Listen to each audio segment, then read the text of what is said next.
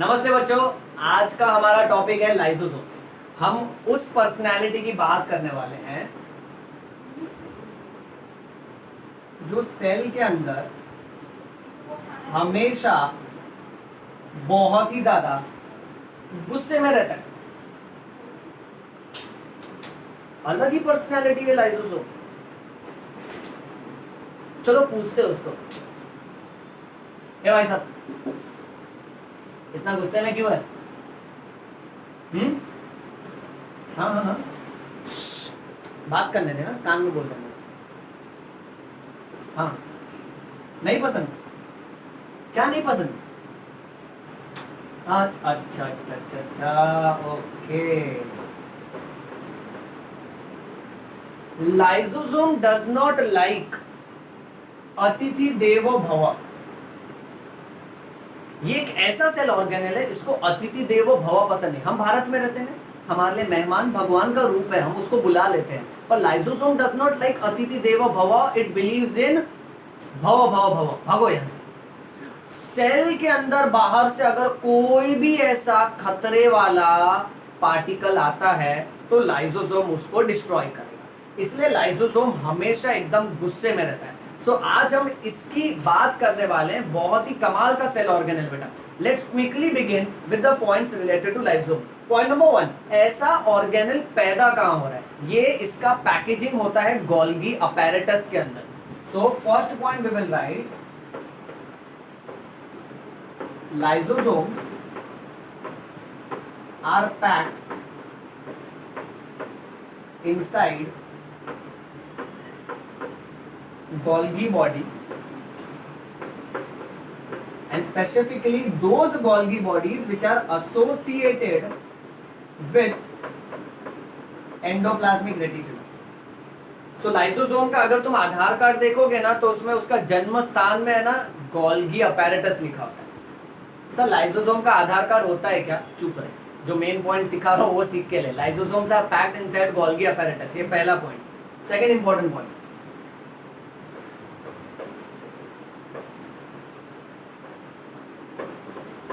these are single membrane bound organelles.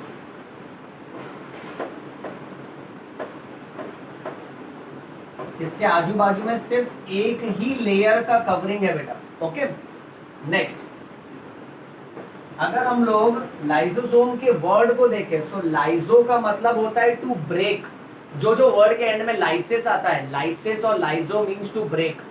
Okay, जैसे hydrolysis, thermolysis, electrolysis, right. Electricity के presence में किसी को तोड़ेगा तो इलेक्ट्रोलाइसिस, टेम्परेचर की मदद से किसी को तोड़ेगा तो थर्मोलाइसिस। वैसे लाइसिस और lyso means to break. Somes, somes is the word derive from the word soma, SOMA। जैसे हम लोग बायो में सोमैटिक बोलते हैं ना, सोमैटिक और सोमा मींस बॉडी। सो हर वो वर्ड जो जोम से खत्म होता है, जैसे राइबोसोम्स, न्यूक्लियोसोम्स, क्रोमोसोम्स, लाइसोसोम्स। अब लाइसोसोम्स, सोम्स मींस बॉडी, यानी सेल के अंदर एक ऐसा बॉडी है, एक ऐसा पर्सनैलिटी है जो सिर्फ मारने का काम करता है। ओके, उसका दिमाग हमेशा बहुत गर्म रहता है। अगर सेल के अंदर कोई भी बाहर से फॉरेन पार्टिकल आ गया, सो इट रिकॉग्नाइजेस अतिथि देवो भव, नो नो नो, भव भव भव। It goes to a special mode, एक स्पेशल ही मानसिकता की तरफ वो चले जाता है, विच सेज आता माजी सटकली, और फिर वो मारना चालू करता है। अब मारने के लिए ना इसके अंदर बहुत सारे ऐसे एंजाइम्स भरे होते हैं जिसको बोलते हैं हाइड्रोलाइटिक एंजाइम्स। सो हम लोग लिखते हैं बेटा, it contains many hydrolytic enzymes बेटा।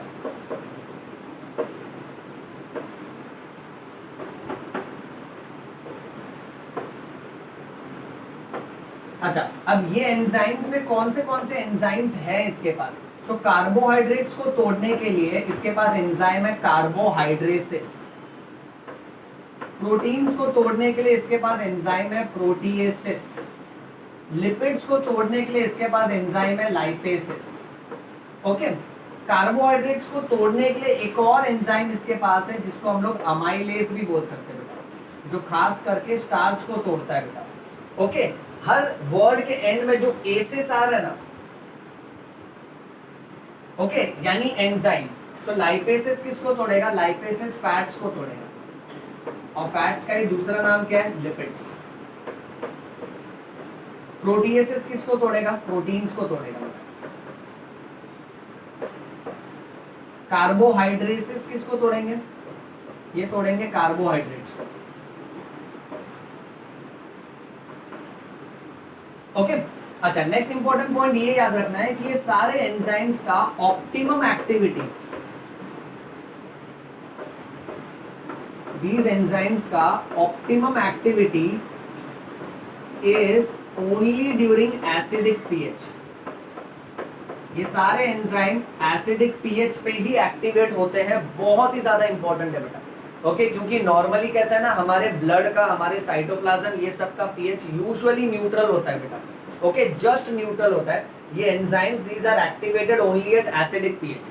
नेक्स्ट, लाइसोसोम्स को बहुत सारे टाइटल दिए गए हैं। जैसे हम पावर हाउस ऑफ सेल बोले तो mitochondria, protein factories of cell हमने सीखा था राइबोसोम्स, इंट्रासेल्युलर सपोर्टिंग फ्रेमवर्क कौन था? तो endoplasmic reticulum, packaging and forwarding department कौन था? तो गोल्गी बॉडी बेटा। ओके उसी तरह से लाइसोसोम्स को बोला जाता है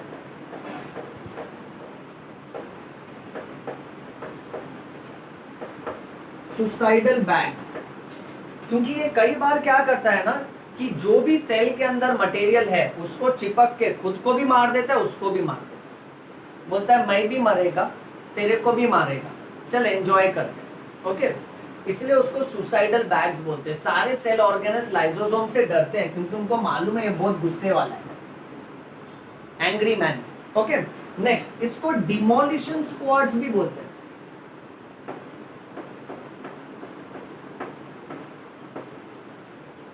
इंग्लिश के हिसाब से डिमोलिश करना यानी नष्ट कर देना, तबाह कर देना। ओके सो अगर इसका दिमाग खराब हुआ ना, सो बाहर से अगर कोई बैक्टीरिया आया सो सारे लाइसोसोम्स उसको घेर लेंगे। फिर क्या? आंख बंद टपली मारता है उसको, धोता है, बहुत धोता है बेटा। ओके एंजाइम्स छोड़ छोड़ के बैक्टीरिया को डिस्ट्रॉय करने की कोशिश करता है। सो बाहर से कोई भी अगर अंदर की तरफ आया और वो काम का मटेरियल नहीं है तो उसको भी मारेगा। और तो और सेल के अंदर भी अगर कोई ऑर्गेनल है जो बूढ़ा हो चुका है, काम नहीं कर रहा है और उसको दोबारा तोड़ के बनाना है, जैसे हम कैसे पुरानी बिल्डिंग गिरा देते हैं, डिमोलिश कर देते हैं, फिर उसको दोबारा बनाते हैं बेटा। सो ऐसे सब काम में भी लाइसोसोम्स के ही एंजाइम्स काम आते हैं, इसलिए इसको डिमोलिशन स्क्वाड्स भी कहा जाता है। इसको डिसमेंटल यूनिट भी कहा जाता है बेटा।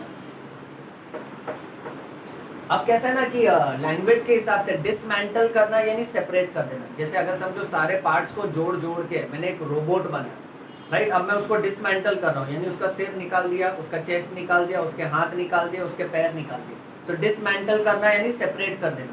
तो ये सारे के सारे पार्ट्स को तोड़ सकता है, इसलिए उसको डिसमेंटल यूनिट भी बोलते हैं और इसको रीस्ट्रक्चरिंग यूनिट्स भी बोलते हैं।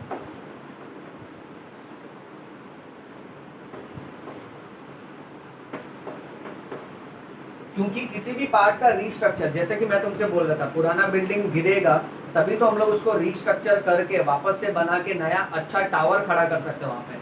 तो इसलिए इसको demolition squads, restructuring unit, dismantle unit और सुसाइडल बैग्स ऐसे अलग अलग नाम दिए बेटा, ये तुमको याद रखना है। मैं उम्मीद करता हूँ इतना तुमको समझा है बेटा। ओके चलो आगे बढ़ते हैं। अब ये जो लाइसोसोम्स होते हैं ना, these are polymorphic in nature.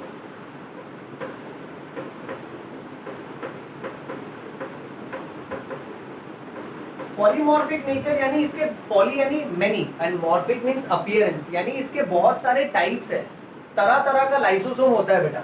Okay जिसमें से पहला important title that we will consider is primary lysosome.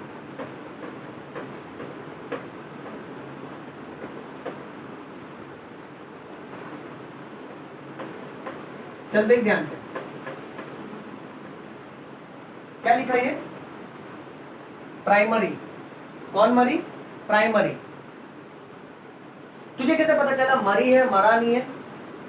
हाँ, बाल देखना, लंबे बाल बना है ना। Okay so primary lysosomes. अब प्राइमरी लाइसोसोम क्या होता है बेटा, उस पर ध्यान देंगे हम लोग। प्राइमरी लाइसोसोम्स यूजुअली वो वाले लाइसोसोम्स होते हैं, समझो ये लाइसोसोम है ओके और ये लाइसोसोम्स खुद अपने आप में एक तरह का वेसिकल है। Vesicle means a sac like structure और you can say a bag like structure. So primary lysosomes are those vesicles जिसके अंदर के एंजाइम्स जिसके अंदर के hydrolytic enzymes are inactive. Okay, so इसका मीनिंग देखो यहां पर ही आ जाता है। तुमको क्या लग रहा है सर मजाक कर रहे हैं तुम्हारे साथ? इजी लैंग्वेज में ये देखो सोया हुआ बनाया ना हमने, सोया हुआ नहीं सर, वो सोई हुई है, लड़की है। हाँ हाँ हाँ बराबर, ठीक है, लड़की लड़का में फर्क मत करो, ध्यान दो बोर्ड पे। ओके, यहाँ मेन बात क्या है मालूम है, यहाँ पर उसके एंजाइम्स इनएक्टिव है, तो यहाँ इसका ट्रिक ही ये हो जाता है। प्राइमरी में ये लाइसोसोम कैसा है, ये सोया हुआ है, इनएक्टिवेटेड है, डीएक्टिवेटेड है, स्लीपिंग पोजीशन पे है, सुस्त है एकदम, कुछ काम नहीं कर रहा, इसलिए इसको बोलने का primary lysosome. Next type is called as secondary lysosome.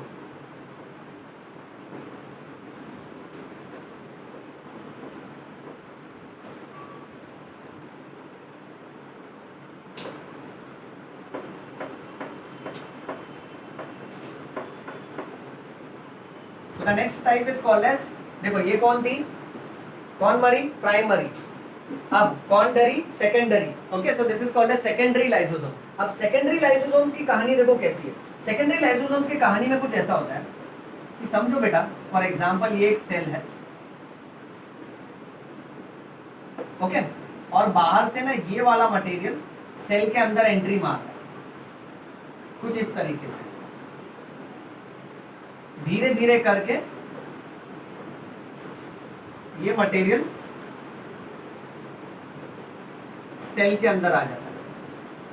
Okay, अब ये जो मटेरियल, जो वेसिकल, वेसिकल यानी बैग लाइक स्ट्रक्चर, तो ये वेसिकल हुआ बेटा, ये पूरा वेसिकल, ये गोल,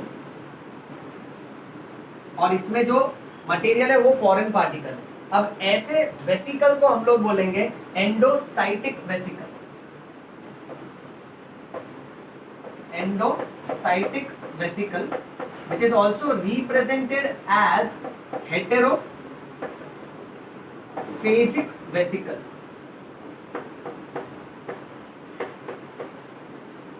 अब इसमें बहुत सारी बातें मुझे तुमको सिखाना है, एक एक करके डिस्कस करते जाओ। ओके, देखो सेल में है ना दो प्रोसेस होता है। कोई भी चीज जब सेल के अंदर आती है ना, तो जिस प्रोसेस के थ्रू वो सेल के अंदर आती है उसको हम लोग बोलते हैं एंडोसाइटोसिस। और कोई भी चीज अगर सेल से बाहर जाती है ना, तो जिस प्रोसेस के थ्रू वो सेल के बाहर जाती है उसको हम लोग बोलते हैं एक्सोसाइटोसिस। सो एंडोसाइटोसिस में एंडो मतलब इनसाइड, एक्सोसाइटोसिस में एक्सो यानी एग्जिट, एग्जिट यानी बाहर निकलने का, that means the material is thrown out. So endo is inside, exo is outside. अब समझो ये जो डॉट है ये एक बैक्टीरिया है, ओके, ये वेसिकल के फॉर्म में समझो अगर सेल के अंदर आ गया। ओके, सो अब क्या है ना, ये जो गोल है ना, this is called as endocytic vesicle. क्यों? क्योंकि ये सेल के अंदर आया। It is also called as heterophagic. Hetero means other, different यानी किसी और को, and phagic means to eat. जैसे हमारा जो फूड पाइप है that is called as oesophagus. Okay, can be phagy या फेगस या फैगो वर्ड देखा, दैट मीन्स टू ईट। तो इसने क्या किया ना, अदर मटेरियल को, बाहर के मटेरियल को खा के अंदर लाया ना। अब ये मटेरियल जब अंदर आ जाएगा, तो अभी अभी मैंने तुमको सिखाया, लाइसोसोम डज नॉट लाइक अतिथि देवो भव। बाहर से कोई भी ऐसे ही वही अंदर आ जाएगा, उसको पसंद नहीं बेटा। सो लाइसोसोम बोलता है कि नहीं, एक कायदा कानून होना चाहिए, डिसिप्लिन होना चाहिए। अब क्या होगा मालूम है, सेकेंडरी लाइसोसोम का काम चालू होगा। सेकेंडरी लाइसोसोम वो लाइसोसोम्स होते हैं, समझो ये वाला बेटा, यहां मैं ड्रॉ कर रहा हूं, ये सेकेंडरी लाइसोसोम है, इसको नेम दे देता हूं सेकेंडरी लाइसोसोम। अब सेकेंडरी लाइसोसोम का मेन डेफिनेशन क्या है, secondary lysosome are also called as hybrid lysosomes. इसको हाइब्रिड लाइसोसोम्स क्यों बोलते हैं, क्योंकि ये उस हेटेरोफेजिक वेसिकल के साथ जुड़ जाएगा और जुड़ने के बाद उसको आंख बंद टपली मारेगा, यानी उसको तोड़ देगा, तरह तरह के एंजाइम्स डाल डाल के उसको पूरी तरह से डिस्ट्रॉय करने की कोशिश करेगा। ये समझा बेटा तू? This is called as secondary lysosome. Primary lysosome, primary मरी यानी सोया हुआ है। ओके, सो प्राइमरी लाइसोसोम वो वेसिकल होता है जो सोया हुआ है, उसके सारे एंजाइम सोए हुए हैं, इनएक्टिव है। सेकेंडरी लाइसोसोम ना सामने वाले को डरा देगा बेटा, ओके, यानी उससे चिपक के हाइब्रिड लाइसोसोम बनाएगा और उसको तोड़ देगा बेटा। Getting it? चलो इसका स्क्रीनशॉट ले लो बच्चों।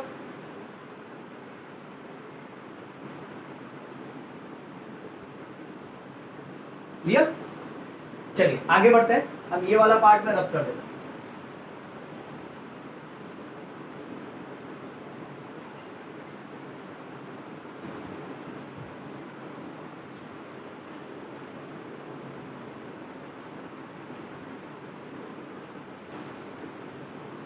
तो लाइसोसोम अपने आप में बहुत ही कमाल का पर्सनैलिटी है, भले गुस्से वाला है पर उसका गुस्सा है ना सही रीजन के लिए है कि ऐसे ही कोई बाहर का अपने देश में नहीं आना चाहिए, क्योंकि स्टार्टिंग में कैसा है ना, उंगली दोगे तो हाथ पकड़ लेगा सामने वाला। ऑलराइट, तो अभी अभी हमने देखा प्राइमरी लाइसोसोम जो जिसके एंजाइम्स हमेशा डीएक्टिवेटेड इनएक्टिवेटेड रहते हैं, सेकेंडरी लाइसोसोम जो हमेशा है ना बाहर के मटेरियल को चिपकेगा और उसको तोड़ने की कोशिश करेगा। अब एक एमसीक्यू ये आता है कि सेकेंडरी लाइसोसोम जो है ना उसका साइज कैसा है बेटा? So secondary lysosome is usually larger in size than primary lysosome. ये भूलना नहीं है बेटा, बहुत ही ज्यादा इंपॉर्टेंट है।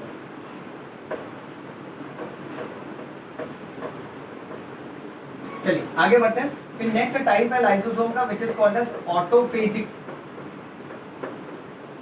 ऑटोफेजिक वेसिकल।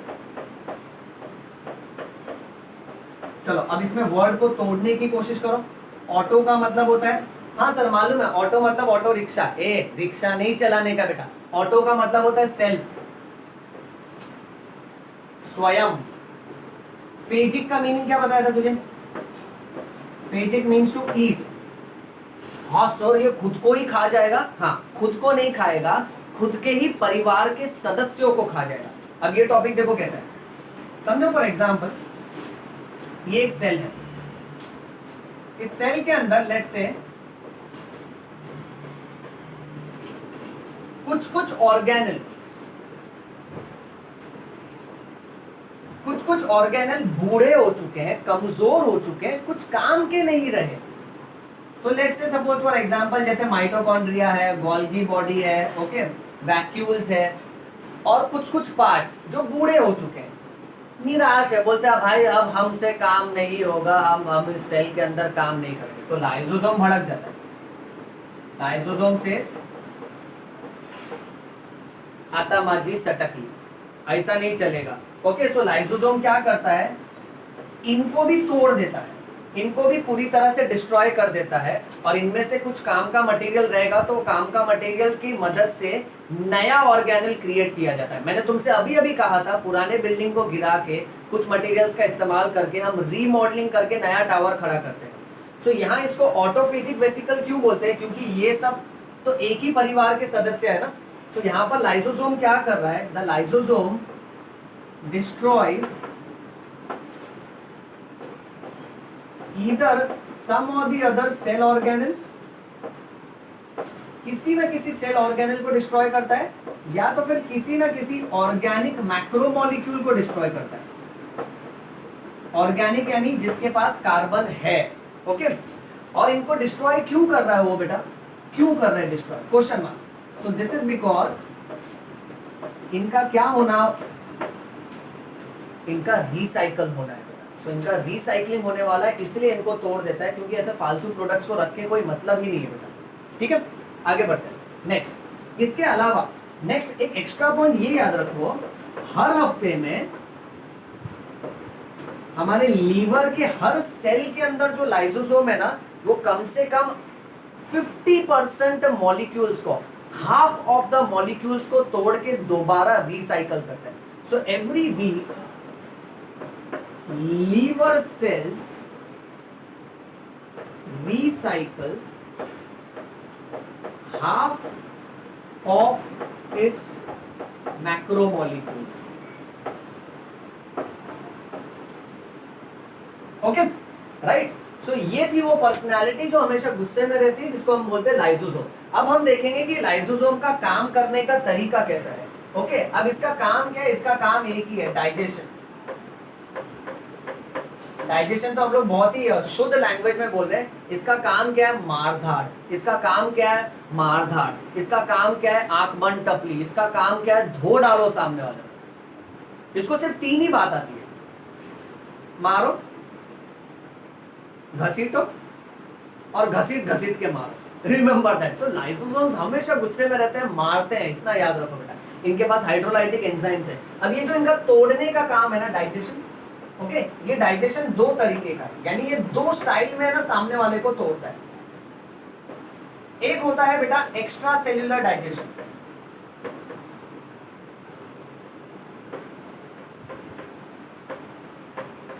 अब बात ध्यान से सुना बेटा, ओके। अब बहुत ही इंपॉर्टेंट पॉइंट्स पे आ रहे हैं। एक्स्ट्रा सेल्यूलर डाइजेशन, तो दूसरा क्या होगा? इंट्रा सेल्यूलर डाइजेशन, यानी एक्स्ट्रा सेल्यूलर यानी सेल के बाहर, और इंट्रा सेल्यूलर यानी सेल के अंदर। इजी लैंग्वेज में, अगर इसने किसी को घर के बाहर मारा, घसीटा और घसीट के मारा, सो उसको बोलेगा एक्स्ट्रा सेल्यूलर डाइजेशन। अगर घर के अंदर घुस के सेल के अंदर अगर इसने किसी को तोड़ा, तो उसको बोलने का इंट्रा सेल्यूलर डाइजेशन। बहुत ही इजी सा पॉइंट है। हम शुरू करेंगे एक्स्ट्रा सेल्यूलर डाइजेशन से, जहां हम लोग देखेंगे कि कोई ना कोई सेल, उसका जो लाइसोसोम है, वो अपने केमिकल को छोड़ेगा और वो केमिकल सेल के बाहर जाके किसी ना किसी को तोड़ने वाला है। इसका सबसे बेस्ट एग्जांपल है ह्यूमन स्पर्म, ओके। अब स्पर्म का कहानी देखो। ह्यूमन स्पर्म जो होता है ना बेटा, उसके है ना ह्यूमन रिप्रोडक्शन चैप्टर में मैं तुझे ये काफी ज्यादा डिटेल में सिखाऊंगा। अभी फिलहाल just short to the point सिखा रहा हूं बेटा, ओके। उसके है ना 3 पार्ट है, head, body and the tail. चल नेम कर देता हूं। ये उसका पुछड़ा, पुछड़ा मींस टेल, पुछड़ा मींस पुछड़ा, छोड़, वैसे ही याद रख। ये उसका body, body means body, sir body बोलते हैं, हाँ ना, ठीक है ना, ध्यान देना। और ये उसका हेड। अब स्पर्म के हेड के अंदर यहां पर देखो, यहां ना उसका न्यूक्लियस होता है स्पर्म का। अब हेड के अंदर न्यूक्लियस के ऊपर ये जो पार्ट है ना, इसको बोलते हैं एक्रोसोम। क्या बोलते हैं? Acrosome. And this acrosome is nothing new but it is a modified lysosome. It is a modified lysosome. यानी स्पर्म भी ultimately it's a male reproductive cell, एक सेल ही है। अब इस सेल का न्यूक्लियस यहाँ पे, इस न्यूक्लियस के बाजू में यहाँ पर एक विकसित लाइसोसोम है जिसको एक्रोसोम बोलते हैं। अब कहानी ऐसी है कि ये स्पर्म है, यानी ये पिक्चर का हीरो है,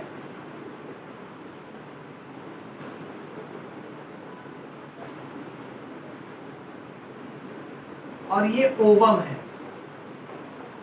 यानी ये पिक्चर की हीरोइन है। अब हीरो हीरोइन से मिलना चाहता है, बट हीरोइन के आजू बाजू में बहुत सारी बाधाएं हैं, बहुत सारी कवरिंग है। एक्चुअल लेक्चर में आएगा ना ह्यूमन रिप्रोडक्शन में, उसमें तो हम लोग बहुत डिटेल में डिस्कस करेंगे बेटा, जहां मैं तुझे कॉन्सेप्चुअली सारे के सारे टॉपिक एकदम क्लियर करवा दूंगा। ओवम के बाजू में एक्चुअली 3 कवरिंग होता है।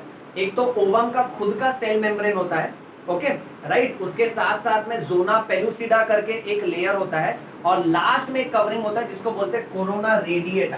तो जो लास्ट वाला कवरिंग है ना, इसको बोलेंगे कोरोना रेडिएटा। सर कोरोना तो बीमारी है जो चल रहा है अभी, नहीं नहीं नहीं नहीं, कोरोना का मतलब होता है क्राउन, ताज। और कोरोना वायरस जो है ना, उसके ऊपर जो स्पाइक्स है ना, इट लुक्स लाइक अ ताज, okay. So corona always means ताज, ये याद रखने का। अब यहां पर जो कवरिंग है ना, it is radiating and it is like a crown, इसलिए इसका नाम रखा है कोरोना रेडिएटा। अब बात यह है कि हीरो हीरोइन से मिलना चाहता है, बट हीरोइन के आजू बाजू में उसके घर परिवार वाले, उसके गांव वाले एक दीवार बन के खड़े हैं कि हम इन दोनों का मिलन नहीं होने देंगे। अब स्पर्म के अंदर जो लाइसोसोम है ना, वो भड़क जाता है और वो समझ जाता है कि 2 प्यार करने वालों को ये जमाना चैन से जीने नहीं देता है, इसीलिए स्पर्म क्या करता है ना, तुरंत ऐसा स्विंग करके आता है इसके पास, उसका जो एक्रोसोम है जो कि एक विकसित लाइसोसोम है, it releases an enzyme called as hyaluronidase. अब मेरी बात ध्यान से सुन, हाइलुरोनिडेज एंजाइम क्या है? हाइलुरोनिडेज एंजाइम एक ऐसा एंजाइम है जो कोरोना रेडिएटा को तोड़ सकता है, उसमें छेद कर सकता है। कोरोना रेडिएटा खास किस्म के एसिड का बना है जिसको बोलते हैं हाइलुरोनिक एसिड।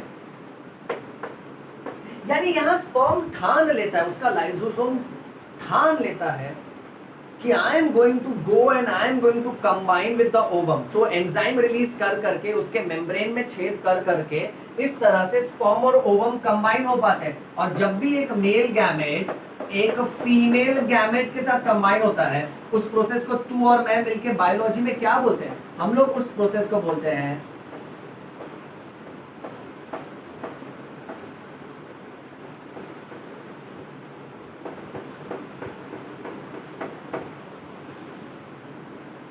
चाय गरम।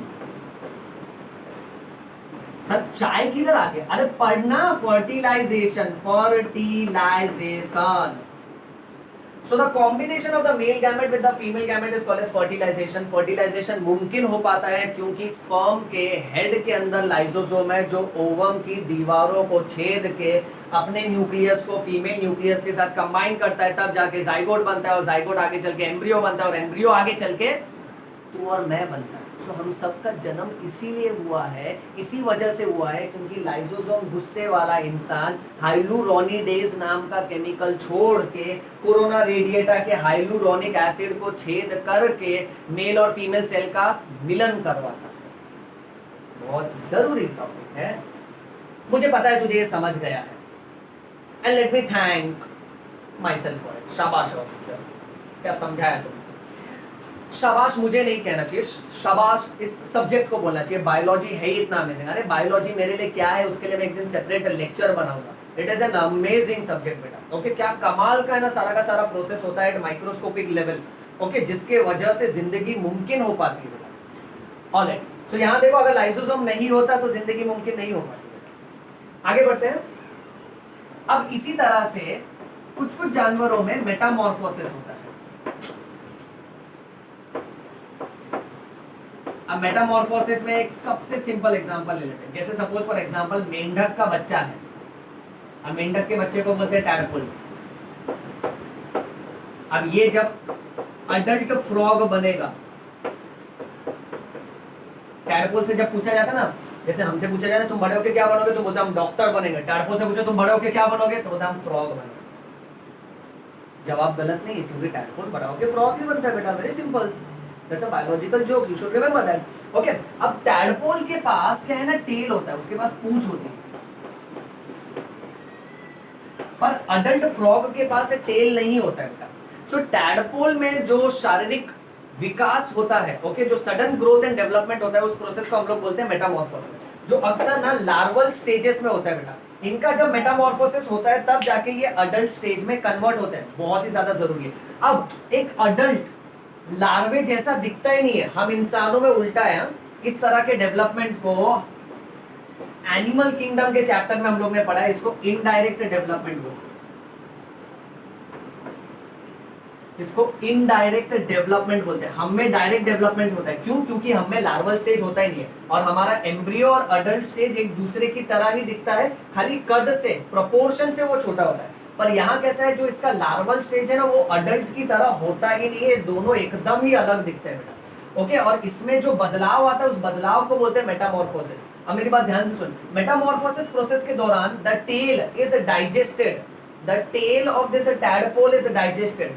इसीलिए मेटामॉर्फोसिस प्रोसेस के दौरान हर सेल के अंदर जो लाइसोसोम है वो अपने एंजाइम्स की मदद से वो सारे ऑर्गन्स को तोड़ देगा जो काम के नहीं है, यानी या फिर वो सारे ऑर्गन्स को तोड़ देगा जिनका कामकाज बहुत ढीला है, और उनमें से मटेरियल को निकाल के उसको रीयूज करके नए पार्ट्स बनाने के लिए हेल्प करता है, ताकि अडल्ट जैसा कद काठी बन सके।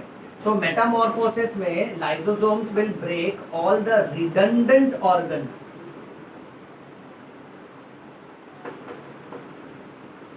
यानी वो सारे ऑर्गन जो किसी काम के नहीं है, जो ढीले ढाले हैं, और इनमें से मटेरियल निकाल के वो क्या करता है, वो वापस से पार्ट्स और ऑर्गन का रीस्ट्रक्चरिंग करवाता है बेटा। बहुत ही ज्यादा इंपॉर्टेंट है। चलो इसका स्क्रीनशॉट ले लो बेटा।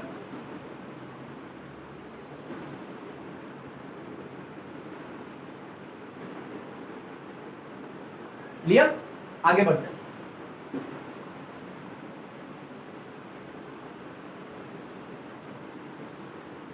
लाइसोसोम्स की कहानी बहुत मस्त है बेटा। ओके, तोड़ने का तरीका याद रखना, ये एक्स्ट्रा सेल्युलर डाइजेशन चल रहा है, यानी सेल के बाहर मटेरियल को डिस्ट्रॉय करता है।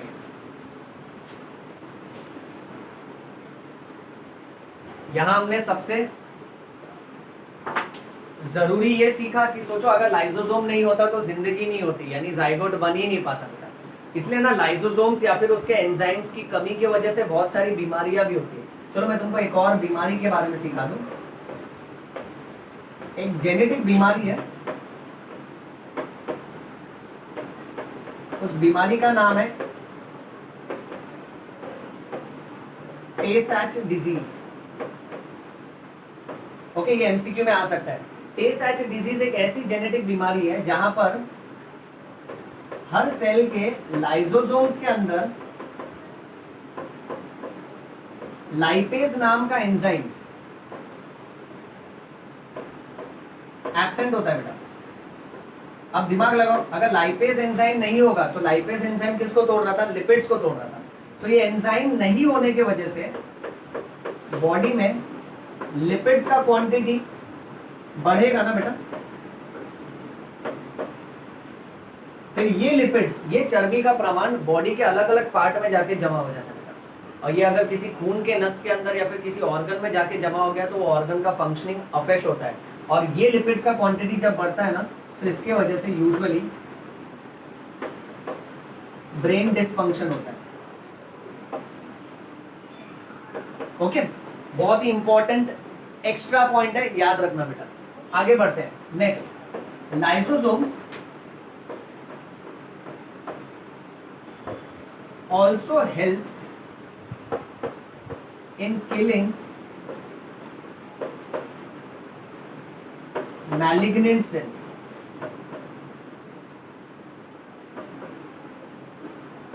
सर मैलिग्नेंट सेल्स का मतलब, इजी लैंग्वेज, मैलिग्नेंट सेल्स का मतलब होता है कैंसर के सेल्स को मारने में भी मदद करता है लाइसोसोम। ओके, अब इसका एग्जांपल है टी लिम्फोसाइट्स।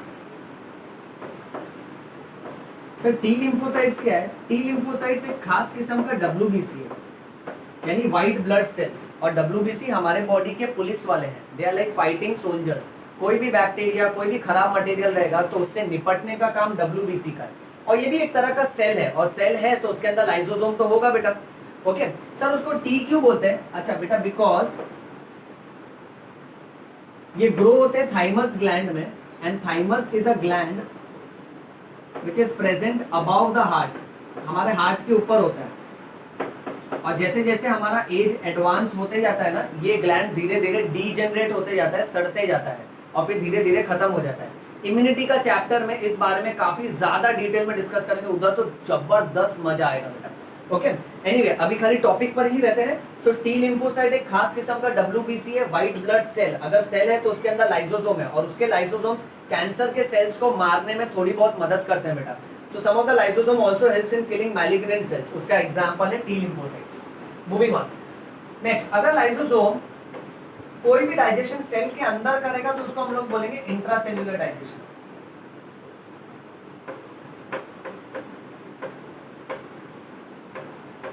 और इंट्रासेल्युलर डाइजेशन में कौन से लाइसोसोम्स पार्टिसिपेट करेंगे? तो इसमें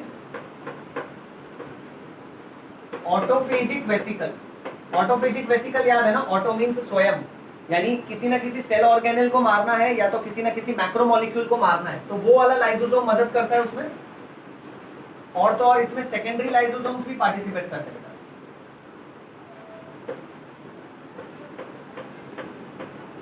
These secondary lysosomes, they are also called as hybrid lysosomes.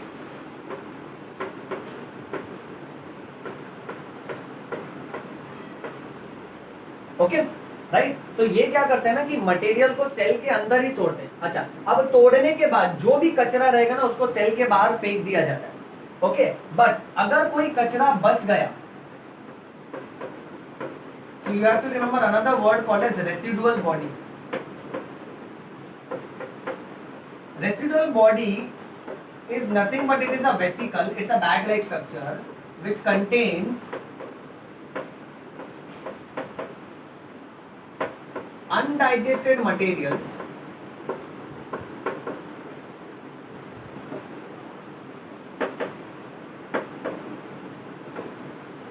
after the broken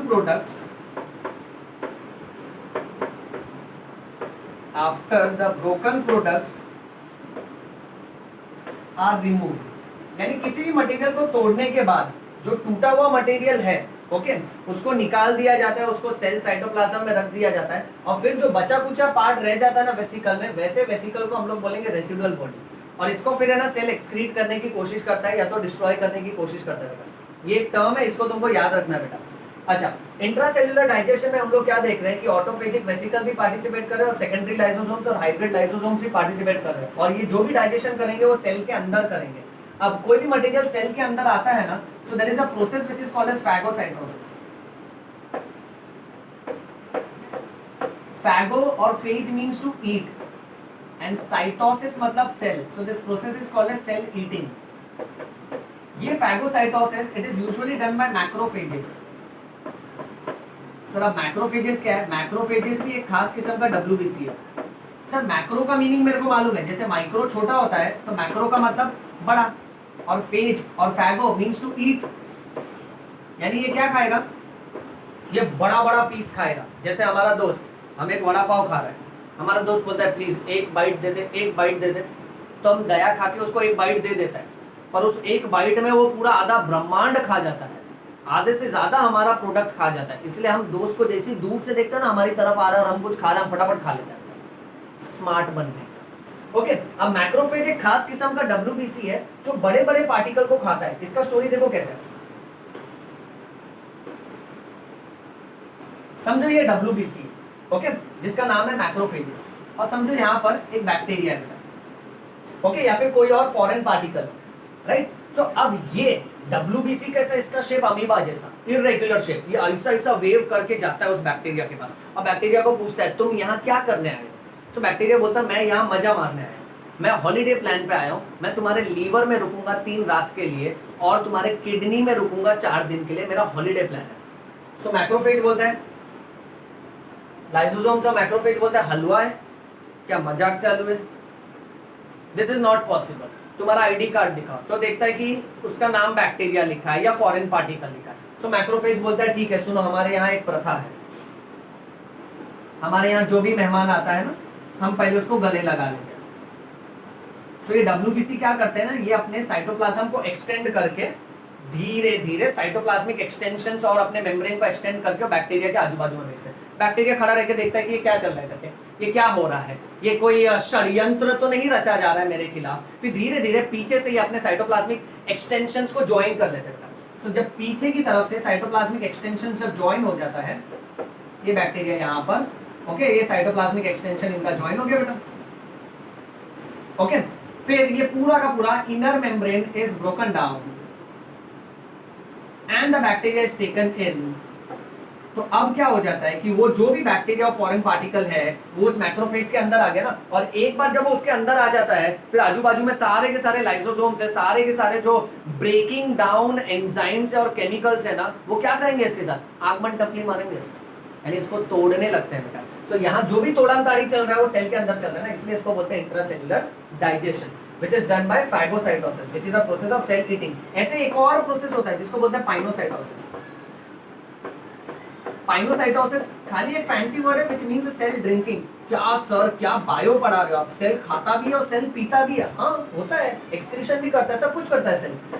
pinocytosis में सिर्फ बात इतनी है कि ये जो पार्टिकल अंदर लेता है ना, that particle is usually small particle, यानी अगर किसी सेल ने छोटे पार्टिकल को अंदर लिया ना तो उसको पाइनोसाइटोसिस बोलेगा, बड़े पार्टिकल को अंदर लिया तो उसको फैगोसाइटोसिस बोलेगा। बड़ा पार्टिकल अंदर आया दैट इज सेल ईटिंग, छोटा पार्टिकल अंदर आया दैट इज सेल ड्रिंकिंग। ये याद रखो। लास्ट पॉइंट, ऐसा ही प्रोसेस अमीबा में होता है। अमीबा अपने खाने को भी इसी तरीके से अंदर लेता है, and it forms what, it forms a food vacuum. चलो स्क्रीनशॉट ले लो बेटा इसका।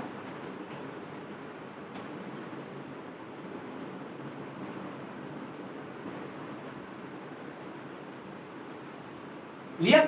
ऑल राइट बच्चों, सो ये थी हमारी लंबी सी कहानी लाइसोसोम्स के टर्म में। हर गुस्से वाला इंसान बुरा नहीं होता है, क्योंकि इसका इंटेंशन बहुत अच्छा है, क्योंकि ये जो गुस्सा है ये रक्षा के लिए है, ताकि इसके घर परिवार को, इसके सेल को कोई प्रॉब्लम ना हो। सो वेल बच्चों, that's all about this lecture. मन लगा के पढ़ते रहिए। Thank you.